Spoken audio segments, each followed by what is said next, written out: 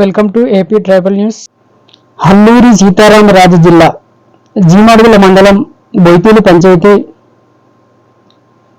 ఇటు సుబ్బూలు, మండూద, పూతికమెట్ట, మడతకొండ, రాసవీధి వెళ్లే ప్రధాన బ్రిడ్జి 2 రోజుల భారీగా పడిన వర్షానికి ఆదివారం రాత్రి కొట్టుకుపోవడం జరిగింది. అలాగే మండూద గ్రామంలో పంట పొలాలు కూడా భారీగా నష్టం జరిగింది. ఇటు జీమాడుగుల మండలమే కాక అటు పెదబేలు మండలం బొంగారం పంచాయతీ, చిట్రవేపుట్టు, బొంగారం, పోతులవెరువులో కూడా ఇదే పరిస్థితి, పంట పొలాలు భారీగా కొట్టుకుపోవడం జరిగింది. అలాగే గిన్నెలకోట పంచాయతీలో కూడా ఇదే పరిస్థితి జరిగింది. ఇటు బొయితల్లో కూడా ఇదే పరిస్థితి జరిగింది. బొయితల్లో రైతులను అడిగి మనం తెలుసుకుందాం. మండలం బొయితలి పంచాయతీ బొయితలి గ్రామం అండి. ఈరోజు మా పొలాలు మొత్తం ముంచేసిందండి. చూడండి, ఈ రిజల్ట్స్ చూడండి. రియల్గా ఈ పొలాలు మొత్తం మా పొలాలు కొట్టుకుపోయిందండి. ఈ వర్షం మొత్తం తప్పేసింది.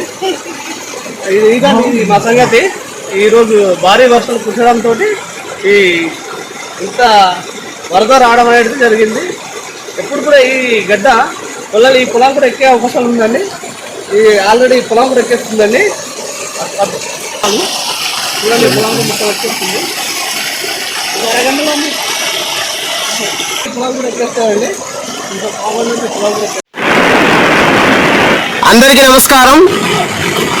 అల్లూరు జిల్లా జీమాడుగుల మండలం కిల్లంకోట, మారుమూల కిల్లంకోట గ్రామ పంచాయతీలో ఉన్నటువంటి సుబ్బులు గ్రామంలో గత 2 రోజులుగా ఎడతెరిపి లేకుండా కురుస్తున్నటువంటి వర్షాలకి కాలువలు ఉప్పొంగి ప్రవహిస్తున్న దృశ్యాలు చూస్తున్నామండి. అలాగే మెయిన్ రోడ్ మధ్యగడికి వెళ్ళవలసిన ఆర్ఎంబి మెయిన్ రోడ్ నుంచి సుబ్బులు, మండివా, షార్ట్కట్ రాసవీధి, ఇలా కిల్లంకోట వెళ్ళవలసినటువంటి మార్గ మధ్యంలో ఉన్నటువంటి సుబ్బులు దగ్గర ఉన్నటువంటి బ్రిడ్జి అండి, ఇది కొట్టుకుపోవడం జరిగింది. చాలా ఇబ్బందిగా ఉంది, రాకపోకలకు అంతరాయం కలిగించింది. అలాగే ఇది కొట్టుకుపోవడమే కాకుండా ఈ నీరంతా కూడాను పంట పొలాల వైపు ప్రవహిస్తున్నటువంటి దృశ్యాలు చూస్తున్నామండి. పూర్తిగా దెబ్బతిన్నటువంటి పంట పొలాలు ఏవైతే ఉన్నాయో వీటికి వెంటనే అధికారులు స్పందించి సమగ్ర విచారణ జరిపి ఆదుకోవాలని చెప్పేసి రైతుల తరపున కోట్మాడుగుల మండలం గిన్నెలకోట గ్రామం, గిన్నెలకోట పంచాయతీకి సంబంధించిన ఈ బ్రిడ్జి 2022లో పునాదులు వేసినటువంటి బ్రిడ్జి ఇప్పటి వరకు 2024 సంవత్సరం వచ్చిన ఈనాటి రోజుల్లో కూడా బ్రిడ్జి అవ్వకపోవడం కారణం ఇంజనీరింగ్ డిపార్ట్మెంటు,